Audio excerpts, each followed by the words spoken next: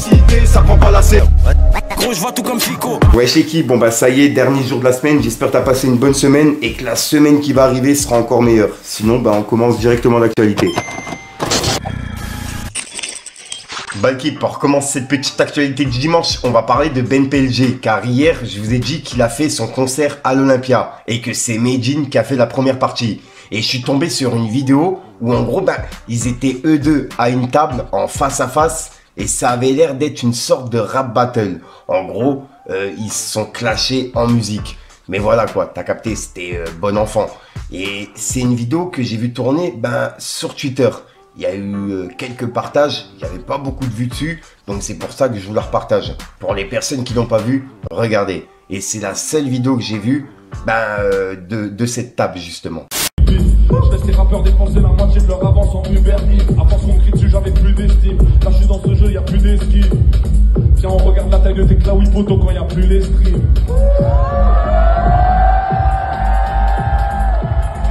Ensuite, il y a Carmen qui a dévoilé la tracklist de son nouvel album qui va s'appeler Comment t'aimer sans diamant. Et c'est disponible pour le 18 avril. Et dedans, il y a quelques featuring. Il y a Joker, Guide Besbar, Danil, PLK et Uji. Et je rappelle que c'est disponible pour le 18 avril. Ensuite, ça me fait vraiment plaisir de vous en parler. Et il y a un son justement de lui que j'écoute depuis tout petit. C'est Je pète les plombs. En gros, il y a D6 qui est le prochain invité de Color. Et c'est disponible demain à 18 h. Et je voulais vraiment vous en parler. J'ai hâte de voir ça. D6 sur Color, ça va être une dinguerie.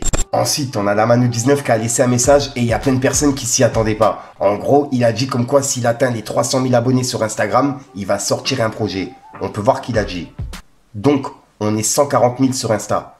À 300 000 sur Instagram, j'annonce le projet. Et là, il me semble qu'il a 142 000 à peu près sur Instagram. Donc, ouais. Il lui manque 160 000 à peu près pour atteindre les 300 000.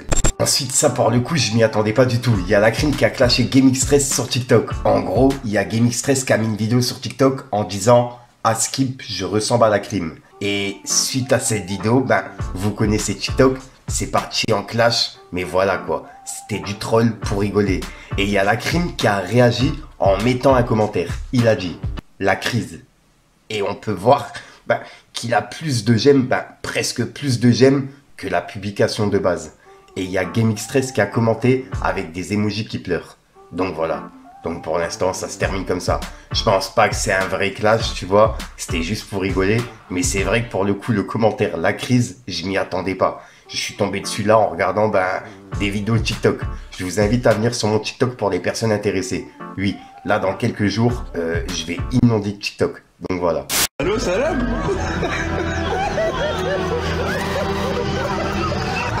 Ensuite là l'équipe, je vous invite à suivre. On va aller voir la story de Kamel Ancien. Car il y a Kamel Ancien qui a laissé un petit coup de gueule sur ses réseaux. Et je vais vous lire justement plusieurs messages qu'il a mis en story. Et c'est par rapport à justement ce qui se passe en Palestine.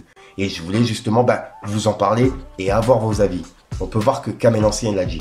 Les gens connus qui viennent en message privé me dire « Ouais, t'as pas tort, c'est grave ce qui se passe à Gaza, mais qui ne partagent rien, par peur de ne perdre je ne sais quoi. » Je vous réponds ici, vu que je vous réponds pas en privé, supprimez-moi de vos contacts. Vite, je perds patience. Ça suffit cette hypocrisie, cette peur de perdre un contrat, de l'argent, etc., etc. Ça suffit. Quittez-moi Instagram. Merci. Je le répète encore une fois, c'est la pire hagle que l'humanité n'ait jamais connue. J'en ai rien à cirer de perdre quoi que ce soit.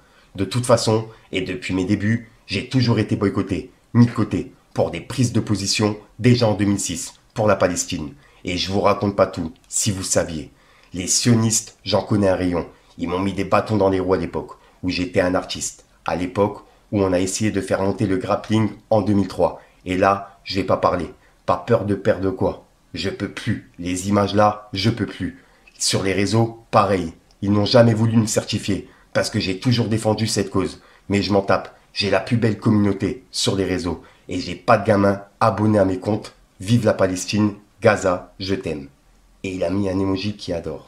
Et c'est la réaction de Kamel Ancien par rapport à justement tout ce qu'il voit sur les réseaux et ce qu'il partage et les réactions des gens justement dans ses messages privés, tu vois, qui ne repartagent pas justement ce qu'il met.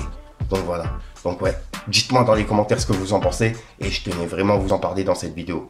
Ensuite ça, je voulais vraiment vous en parler, j'ai grave kiffé l'interview. Je viens de regarder l'interview de Mehdi Maizy avec Souffrance pour son album Hiver-Automne. Et dedans, il a parlé de plusieurs choses, tu vois, et de sa carrière.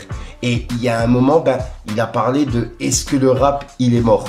C'est une punchline justement qu'il a fait dans un de ses sons. Donc ouais, je voulais justement vous partager un extrait et avoir vos avis dans les commentaires. Est-ce que pour vous, le rap est mort? Voilà quoi. Dites-moi ce que vous en pensez, l'équipe. Tu dis sur le projet, le rap est mort. Je vais dépecer la charogne. Ouais, tu le dis mieux que moi. Est-ce que tu penses, évidemment c'est une rime, mais qu'à un moment un rap était mort? Je pense qu'aujourd'hui, il y a un truc qu'on retrouve pas des années avant. C'est un morceau comme Imagine de Tandem. Putain. Je sais pas si aujourd'hui t'as autant d'âme dans ce truc-là. Un morceau de Kerry James, Deux Issues. Je sais pas si aujourd'hui tu retrouves cette âme. Est-ce que c'est pas la nostalgie ça? Je pense que les gamins ils doivent avoir des morceaux qui leur parlent de fou, avec de l'âme et tout. Je sais pas, parce que c'est le problème de la technique. Trop de technique des fois, c'est les monstres qui arrivent à mettre de l'âme et de la technique. Ouais. Je dirais, il y avait aussi un esprit politique. C'est-à-dire c'était une époque où on croyait encore que les politiques ils pouvaient nous sortir de la merde. Aujourd'hui, plus personne n'y croit. Donc je comprends l'évolution du truc, tu vois. Mais je pense que c'est une âme qui s'est perdue. Et moi, c'est ce que j'essaye aussi de ramener dans ma musique, c'est cette âme que j'ai connue. Ou peut-être qu'elle s'est transformée. Aujourd'hui, c'est une âme différente. Aujourd'hui, j'ai l'impression quand même, après le rap, il évolue avec la société. Le rap, il est plus dans un truc capitaliste. C'est vrai. Tu vois, c'est normal. À l'époque, c'était pas forcément normal d'arriver de dire je mets du Gucci, je mets du LV. Ah, c'était pas normal. Ouais, c'était pas... Tu vois ce que je veux dire? C'était pas vraiment ça. Donc c'est cette âme-là que je trouve qui s'est perdue, moi. Le dernier morceau que j'ai trouvé, il y avait une âme, d'ailleurs je l'ai réécouté carrément. C'est Vald, gauche-droite. Vald, il a ce truc. Ouais. Vald, il a ce truc-là, et parce que c'est un passionné. Un passionné, on se rend même pas compte à quel point. Je peux le dire parce que je l'ai dit en début. J'ai fait une interview hier avec lui, et il me dit dans l'interview, il attend avec impatience ton prochain album. Donc celui qui sort. Ah non, et moi, voilà. J'attends le sien aussi. Hein. Bon. Franchement, voilà. J'attends le sien aussi. Et je suis content que tu l'aies pas sorti en même temps que moi, le V. Merci beaucoup. Sinon, j'étais... Oh, laisse-nous une chance, frérot. Laisse-nous une chance. Merci. Ensuite, ça, je vous en ai parlé hier soir. En gros, hier, il y a Attic qui était en concert à Metz-Borny, chez moi. Et on va dire que ça s'est un petit peu mal passé. Il y a une personne, justement, qui l'avait provoqué dans le public. Et Attic, il l'avait insulté et menacé directement. En lui disant de monter sur scène, etc. Et que ça allait partir loin, quoi. Et là, il y a Attic qui vient de s'expliquer le lendemain, en gros, aujourd'hui, par rapport à ce qui s'est passé. Et il a expliqué, en gros, que la personne l'avait provoqué. Et c'est pour ça, justement, qu'il avait réagi. Bref, pour ceux qui n'ont pas vu, c'est la suite de ce qu'on a vu hier. Et j'attends vraiment vos commentaires par rapport à ça, Dick. Regardez. On vient tous pour passer un bon moment. Sauf qu'en fait, hier, on était dans une salle un petit peu spéciale où... T'es quoi? T'es un singe, c'est quoi? Voilà, tranquille, frère. Envoie le prochain son. Tu vas rien faire du tout, ferme ta gueule. Voilà, continue, attends, coupe le son. Continue tes menaces, je vais te tout de suite ici, c'est bon? Continue tes menaces, je vais te ici, c'est bon? T'es là, tu veux parler? Viens sur scène, je vais te niquer ta mère ici, viens. Voilà, t'es là, tu veux ouvrir ta bouche, viens ici, viens, je vais te masser tout de suite, là. Voilà, t'es là, tu veux ouvrir ta gueule, arrête de faire malin ici, là. Je vais te pour TikTok, pour Facebook, pour tout ce que tu veux, arrête de faire mariole, voilà. Trop du cul. Ah mon pote, tu viens voir un concert ici, hein, c'est pas du MMA, hein, parce que sinon on va ta mère fort, hein.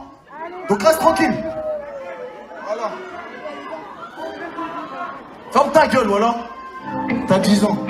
Est-ce que vous êtes toujours la messe? Tout le monde est venu pour passer un bon moment, vous avez payé vos places, nous on est venus. On vient tous pour passer un bon moment. Sauf qu'en fait, hier, on était dans une salle un petit peu spéciale où il y a des mecs qui se sont incrustés dans le concert, qui avaient rien à faire là. Cela étant dit, viens, t'as réussi à t'incruster, tant mieux pour toi. Sauf qu'en fait, leur délire, c'était de gueuler dans la tête des gens des trucs qui n'avaient rien à voir avec le concert. Donc moi, je lui dis, s'il te plaît, mon pote. Et je lui dis donc gentiment, ta gueule. Jusque là, tout va bien. Sauf que le gars, il se sent un petit peu pousser des ailes, il me dit, on va voir ça après.